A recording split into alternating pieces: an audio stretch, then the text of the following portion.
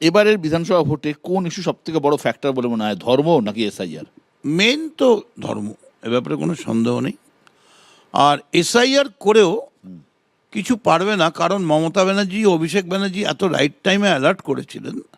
তাতে তৃণমূলের ছেলেরা যেভাবে এসআইআর করেছে আমরা দেখে নিয়েছি। মার্জিনটা যেখানে আমার 60 ছিল সেটা হয়তো 50 হবে। দীর্ঘদিন ধরে তুমি রাজনীতি করছো, বিভিন্ন পরিস্থিতির সামনে পড়তে হয়েছে। ভোটের ময়দানে ধর্মের কথা তুমি বললে, ধর্ম একটা মেন ইস্যু হতে যাচ্ছে।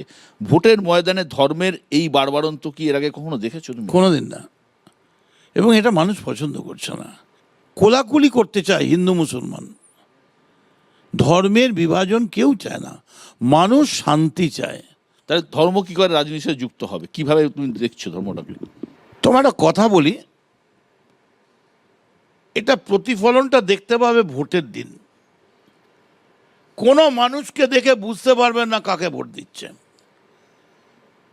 যে ধর্মের কথা বলে ঢুকবে সে গিয়ে পুরো এই ধর্মের পলিটিক্সের বিরুদ্ধে ভোটটা দেবে, কিন্তু সে এক্সপোজ হবে না, কারণ সন্ত্রাস আছে, স্বৈরাচার আছে।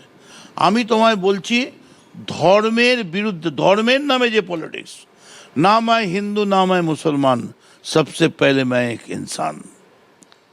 শুনো হে মানুষ ভাই, সবার উপরে মানুষ সত্য, তাহার উপরে নাই। অতএব মানুষ কিন্তু ঘৃণা করছে, বিজেপির এই রাজনীতিকে ঘৃণা করছে। দুঃখের বিষয়, আর তো কোনো পার্টিও, সিপিএম পার্টি একটু চেষ্টা করুক, খাটাখাটনি করুক, দৌড়োদৌড়ি করুক।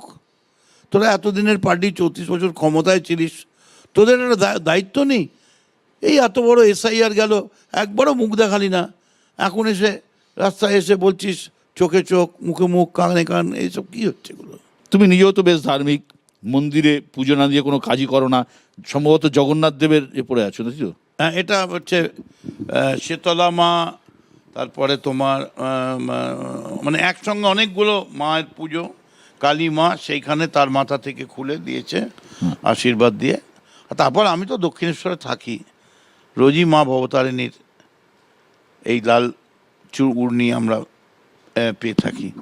তবে সেই অর্থে আমি যে খুব ধার্মিক, মানে আমি বক ধার্মিক নই আর কি।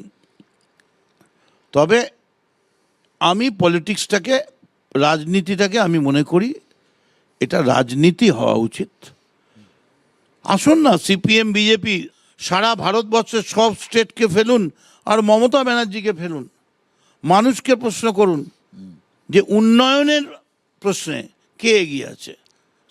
সবাই মমতা বন্দ্যোপাধ্যায়কে চাইছে। এই ধর্মের রাজনীতি নিয়ে যখন কথা হচ্ছে, তখন একজনের নাম না করলেই নয়, তার নাম হুমায়ুন কবির, তোমার বন্ধু। তিনি মুর্শিদাবাদে বাবরি মসজিদ বানাচ্ছেন, নতুন নিজে পার্টি তৈরি করেছে। এর মধ্যে কথা হয়েছে নাকি?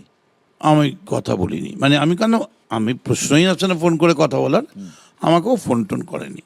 কিছু বলতে চাও হুমায়ুন সম্বন্ধে, হুমায়ুনের রাজনীতি, হুমায়ুনের দল, হুমায়ুনের?